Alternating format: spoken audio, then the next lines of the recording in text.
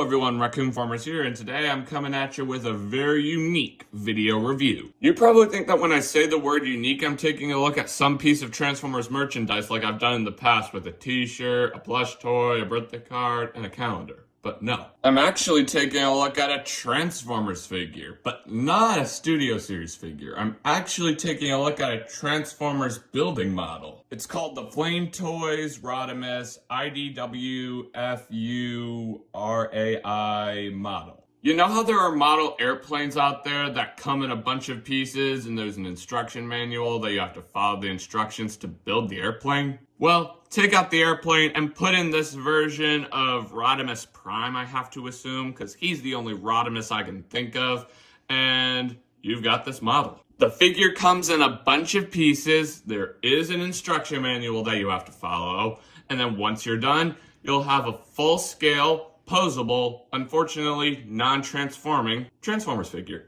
I'm not exactly certain what CIOWVER bracket means. I have to assume it's crowned version, just in a abbreviation-like way, because the Transformers character that's printed here does look like it's wearing a crown. So I have to assume that's what it means. Now please pay attention, because I have something very important that I have to clarify. I've decided that I am not going to showcase how to build this model on camera.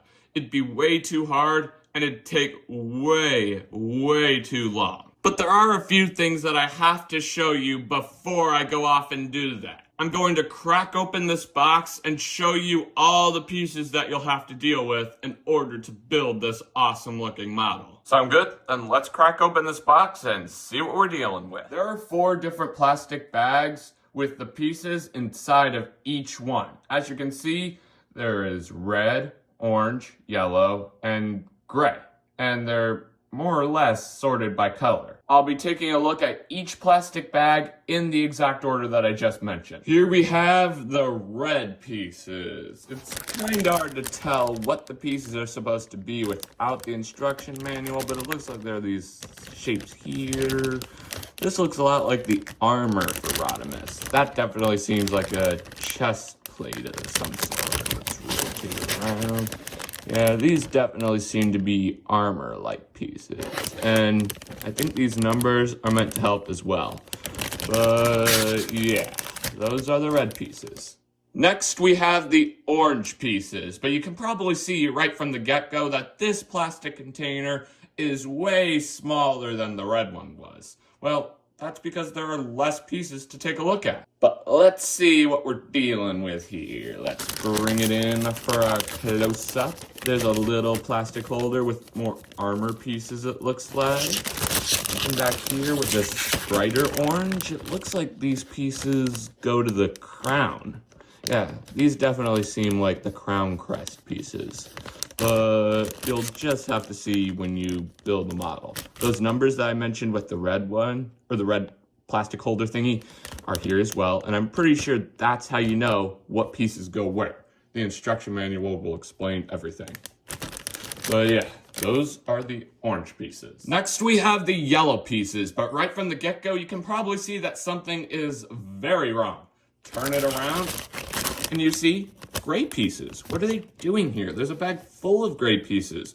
Why aren't those pieces in that bag? Who knows? But these pieces look very interesting. Look, exhaust port guns, which is something that you saw on his box. And that's another reason why I think Rodimus is another version of Rodimus Prime. Because Rodimus Prime and Hot Rod had exhaust port guns in G1. So I'm wondering if that's supposed to be an homage to let you know that that version of Rodimus is the same as what we see in G1. It's a pretty cool homage in my opinion. It also looks like another piece of the crown. Actually, I just looked at the box and no, it isn't. There isn't any gray on his crown. Must be something else, but it does look like a piece of the crown crest. My apologies. And on this yellow piece, it looks like we have more armor pieces.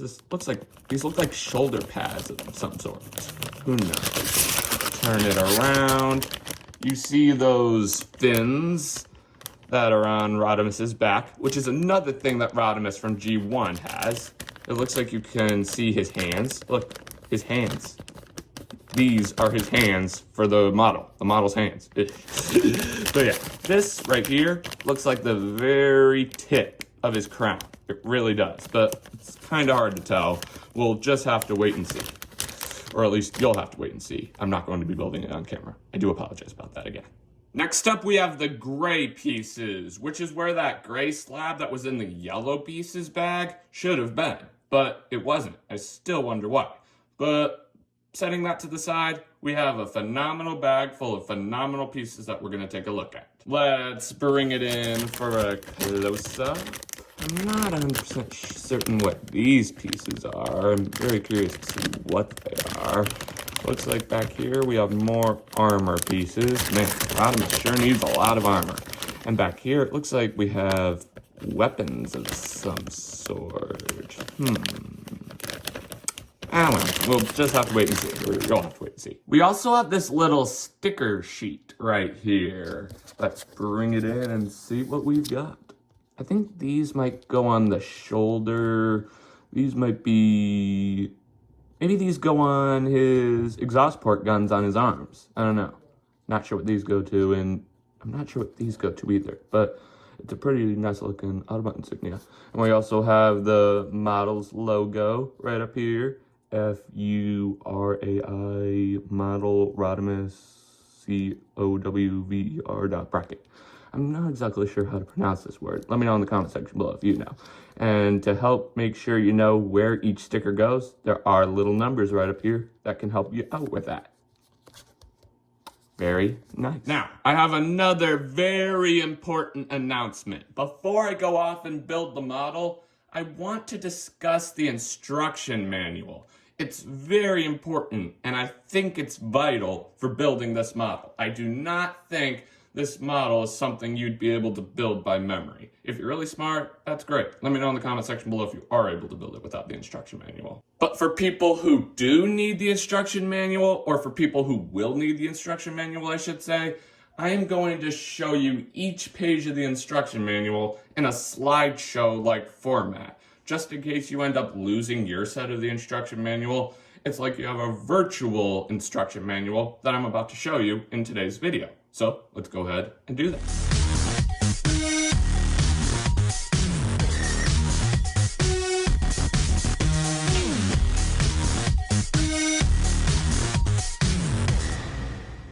What'd you think of the instruction manual, ladies and gentlemen? Was showing it virtually helpful?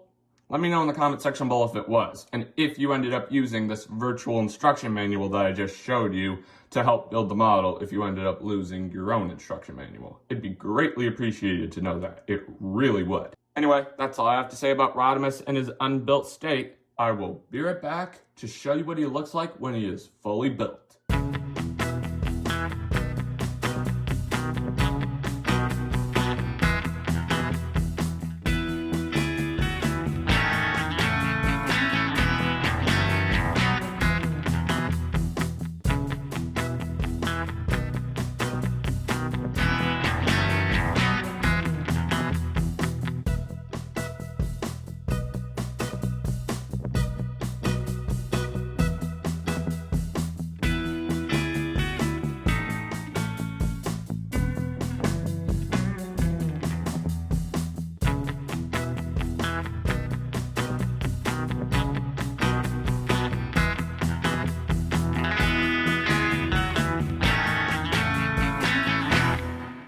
Ladies and gentlemen, after a lot of hard work and time, we have the completed IDW version Rodimus Prime model kit, and boy does it look in creds. It's so cool how those bland looking pieces went together in certain ways to create this super detailed model.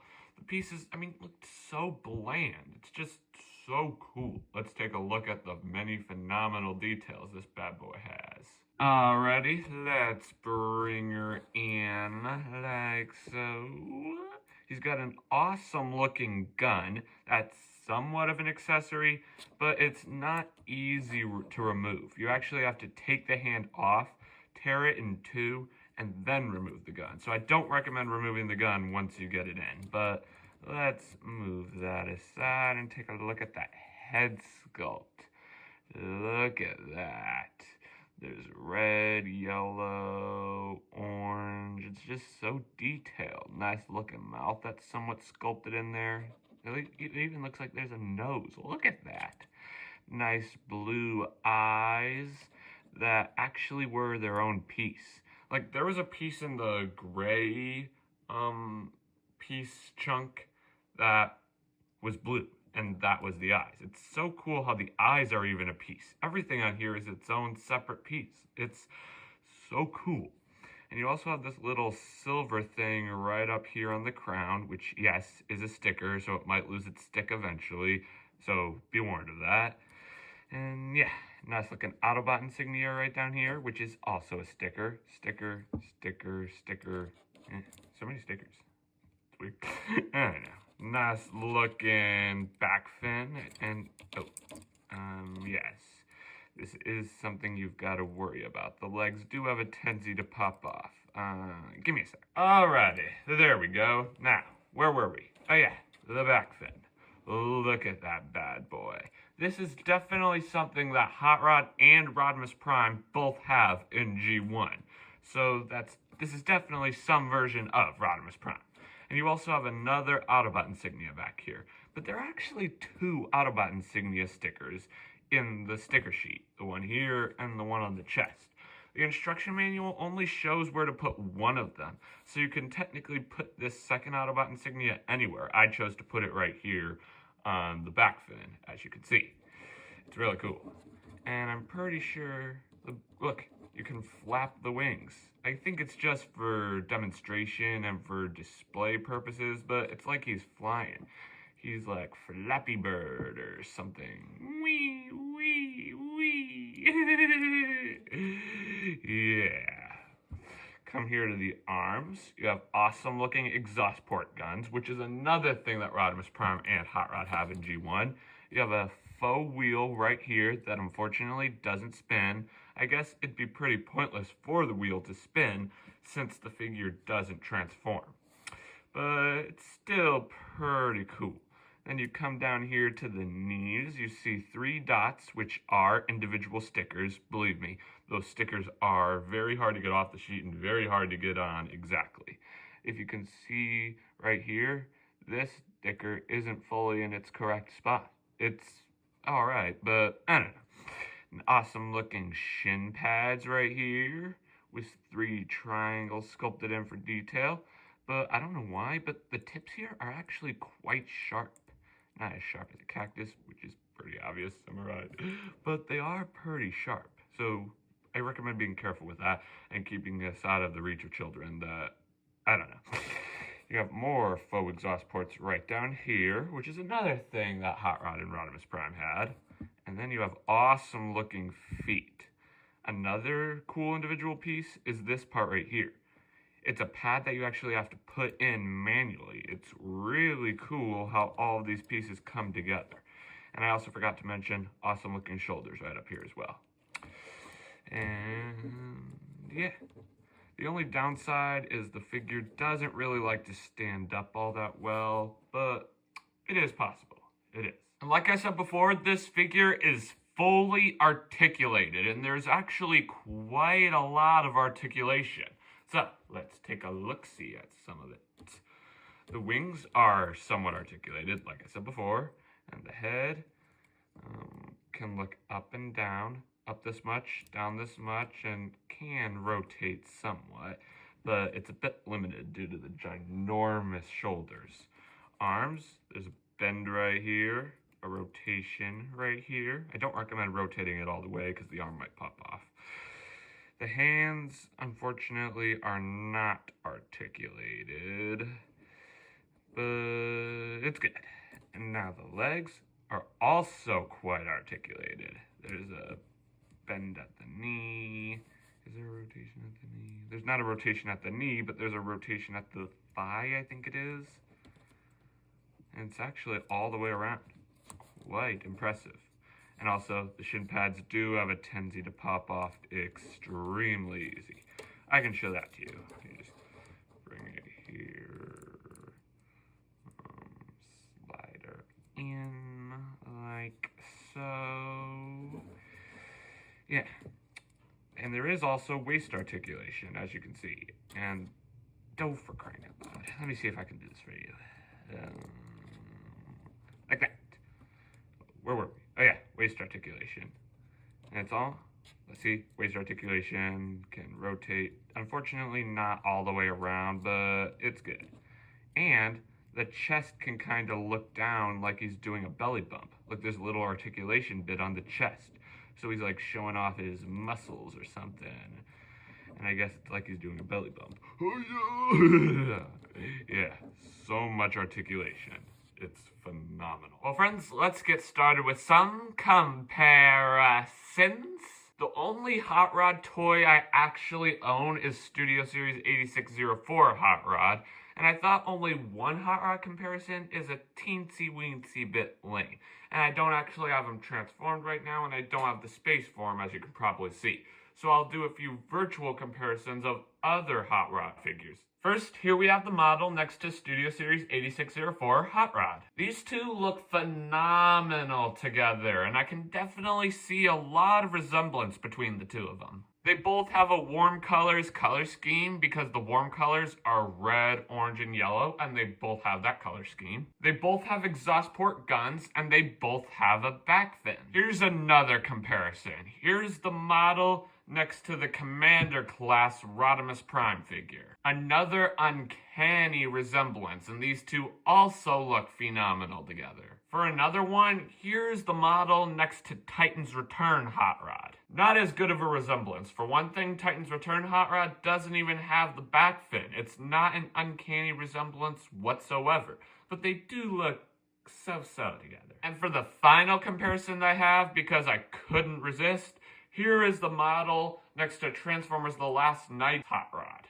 I know, they don't look similar whatsoever because live-action Hot Rod looks completely different than G1 Hot Rod, but like I said before, I couldn't resist. Let me know in the comment section below if I should buy any of these Hot Rod figures that I showcased. The resemblance between this model and all of those figures was pretty uncanny, besides the live-action Hot Rod comparison, but I think I know exactly where this model came from and how people were inspired to make it. I'm pretty certain at one point Transformers was a comic book called IDW, and this is called the IDW version Rodimus Prime model. So I'm pretty sure the version of Rodimus Prime from the IDW comic books is the exact same version of Rodimus Prime as this model. It's pretty simple.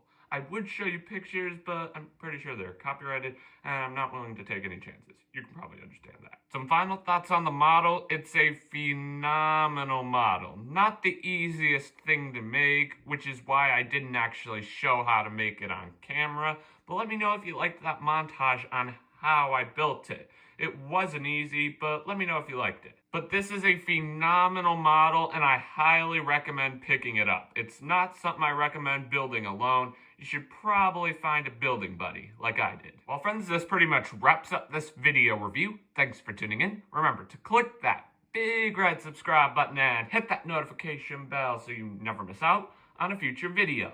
I'd just like to give a quick shout out to my building buddy who helped me create this model, who will remain anonymous. It was extremely fun to build this model with you, building buddy, and I'd gladly do it again any day of the week. Anyway, that's all I have to say. Catch you next time. Peace.